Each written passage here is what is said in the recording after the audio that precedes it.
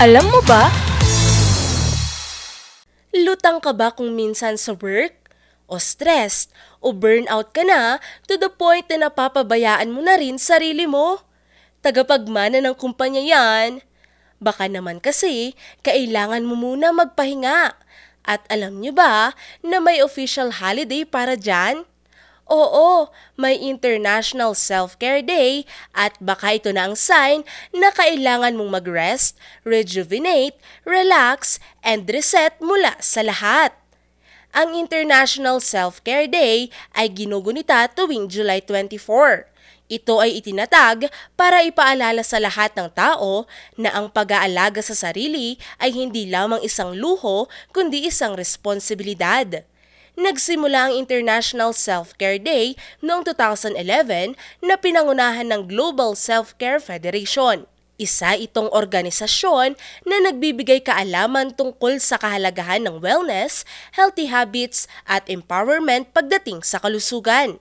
Gusto nilang ipakita na ang kalusugan ay hindi lang responsibilidad ng doktor, kundi may gampanin din tayo sa ating sariling well-being. Ang self-care, hindi lang para sa mga mahilig mag-spa o mag-travel. Ang self-care ay gaya ng pag-charge ng phone, kung hindi mo gagawin, mauubos ang energy mo. Gusto mo ba yon? Maraming bansang sumusuporta sa araw na ito at nagkakaroon ng mga campaigns, webinars at activities na tumutulong sa mga tao na mas intindihin ang kanilang kalusugan.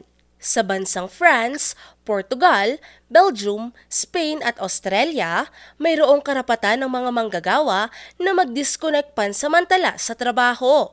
Sana all. Yung tipong hindi ka tatawagan kapag naka-leave ka o kahit tapos ng iyong trabaho.